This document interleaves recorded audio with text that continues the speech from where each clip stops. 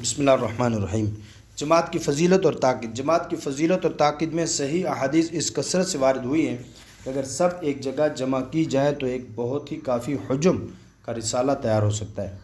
ان کے دیکھنے سے قطعاً یہ نتیجہ نکلتا ہے کہ جماعت نماز کی تکمیل میں ایک اعلیٰ درجہ کی شرط ہے۔ نبی کریم صلی اللہ علیہ وسلم نے کبھی اس کو ترک نہیں فرمایا، حتیٰ کہ حالت مرض میں جب آپ صلی اللہ علیہ وسلم کو خود چلنے کی قوت نہ تھی، 2 آدمیوں کے سہارے سے مسجد میں تشریف لے گئے اور جماعت سے نماز پڑھی۔ تارک جماعت پر آپ کو سخت غصہ آتا تھا۔ تارک جماعت یعنی جماعت چھوڑنے والے پر آپ کو سخت غصہ آتا تھا اور ترک جماعت پر سخت سے سخت سزا دینے کو آپ کا جی چاہتا تھا۔ بے شبہ شریعت محمدیہ میں جماعت کا بہت بڑا اہتمام کیا گیا ہے اور ہونا بھی چاہیے تھا۔ نماز جیسی عبادت کی شان بھی اس کو چاہتی تھی کہ جس چیز سے اس کی تکمیل ہو وہ بھی تاکید کے اعلیٰ درجہ پر پہنچا دی جائے۔ ہم اس مقام پر پہلے اس آیت کو لکھ کر، جس سے بعض مفسرین اور فقہا نے جماعت کو ثابت کیا ہے، چند حدیثیں بیان کرتے ہیں۔ قولہ تعالی، اللہ پاک نے فرمایا وَارْكَعُوا مَعَ الرَّاكِعِينَ، یعنی نماز پڑھو نماز پڑھنے والوں کے ساتھ۔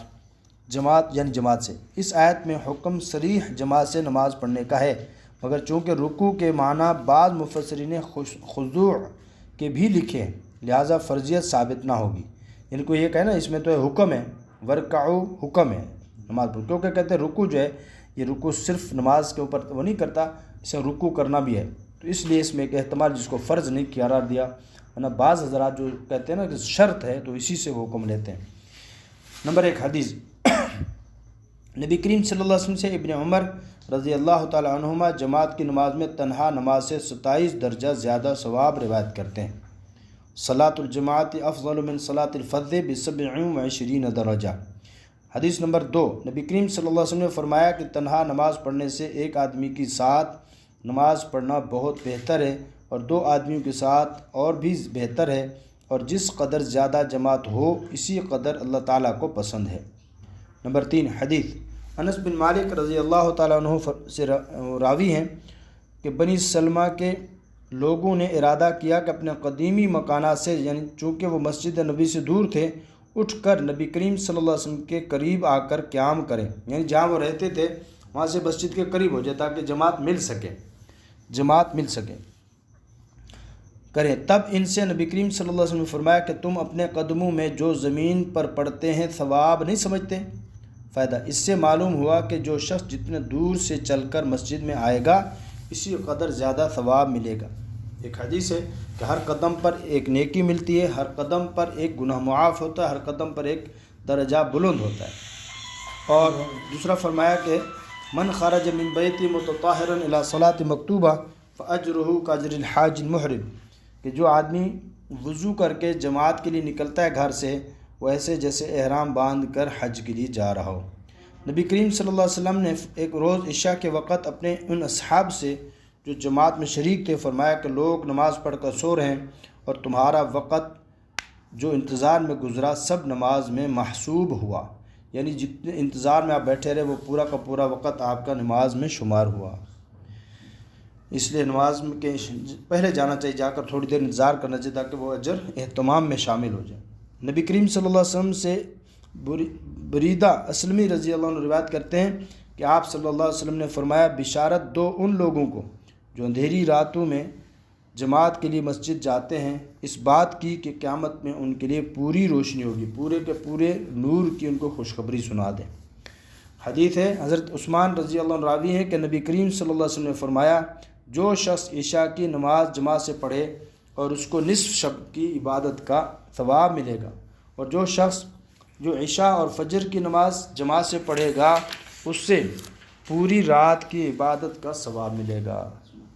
یعنی عشاء کی نماز پڑھی اور سو گئے اور پھر صبح جلدی اٹھ کے فجر کی نماز پڑھی تو پوری رات عبادت کا اجر ملا، یعنی تہجد نہیں پڑھی، رات کی عبادت نہیں کی لیکن نماز جماعت کے ساتھ پڑھی، زیادہ افضل ہے۔ دوسری روایت ہے کہ وہ ایک جو ہے حضرت عمر رضی اللہ عنہ، حضرت سلمان تھے سلیمان، ان کو فجر کی نماز میں نہیں پایا تو ان کے گھر کی طرف گیا، ان کی والدہ سے پوچھا، انہوں نے کہا کہ وہ جو ہے پوری رات نوافل پڑھتے رہے اور صبح آنکھ لگی تو کیا فرمایا کہ میں عشاء کی نماز پڑھ کے سو جاؤں اور صبح کی نماز جا کے جماعت کے ساتھ پڑھوں، یہ پوری رات کی عبادت سے مجھے زیادہ افضل ہے، پسند ہے۔ حضرت ابو ہریرہ رضی اللہ عنہ نبی کریم صلی اللہ علیہ وسلم سے راوی ہیں کہ ایک روز آپ صلی اللہ علیہ وسلم نے فرمایا کہ بے شک میرے دل میں یہ ارادہ ہوا کہ کسی کو حکم دوں لکڑیاں جمع کرے، پھر اذان کا حکم دوں اور کسی شخص سے کہوں کہ وہ امامت کرے، اور میں ان لوگوں کے گھروں پر جاؤں جو جماعت میں نہیں آتے اور ان کے گھروں کو جلا دوں۔ نبی کریم صلی اللہ علیہ وسلم ایک اور حدیث کی روایت میں کہ اگر مجھے چھوٹے بچوں اور عورتوں کا خیال نہ ہوتا تو میں عشاء کی نماز میں مشغول ہو جاتا اور خادموں کو حکم دیتا کہ ان کے گھروں کے مال اور اسباب کو ان کے جلا دیں، یعنی ان کے ساتھ جا کر ان کو بھی جلا دیں، ان کے مال اور اسباب سب کو جلا دیں۔ حالانکہ حضور اکرم صلی اللہ علیہ وسلم بہت ہی شفیق تھے اپنی امت پہ، اس کے باوجود یہ غصہ ہے۔ مسلم کی روایت ہے، عشاء کی تخصیص اس حدیث میں اس مسئلہ سے معلوم ہوتی ہے کہ وہ سونے کا وقت ہوتا ہے اور غالباً تمام لوگ اس وقت گھروں میں ہوتے ہیں، یعنی اس وقت وہ گھروں میں موجود ہیں، ان کو آنا چاہیے۔ امام ترمذی رحمۃ اللہ علیہ اس حدیث کو لکھ کر فرماتے ہیں کہ یہی مضمون ابن مسعود، ابو درداء اور ابن عباس اور جابر رضی اللہ عنہم سے بھی مروی ہے۔ یہ سب لوگ نبی علیہ الصلوۃ والسلام کے معزز اصحاب میں ہیں۔ حدیث نمبر 10، ابو درداء رضی اللہ عنہ فرماتے ہیں کہ نبی کریم صلی اللہ علیہ وسلم نے فرمایا کہ کسی آبادی یا جنگل میں 3 مسلمان ہوں اور جماعت سے نماز نہ پڑھے تو بے شک ان پر شیطان غالب ہو جائے گا۔ پس اے ابو درداء، جماعت کو اپنے اوپر لازم سمجھ لو۔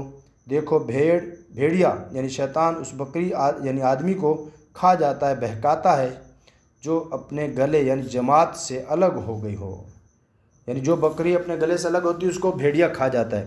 اسی طرح جو انسان اکیلا ہو جاتا ہے تو اس کو شیطان بصورت بھیڑیا اس کو بہکاتا ہے۔ اللہ تعالی ہمیں جماعت کے ساتھ نماز پڑھنے کی توفیق عطا فرمائے۔ 10 ہو گئی، پھر آگے انشاءاللہ۔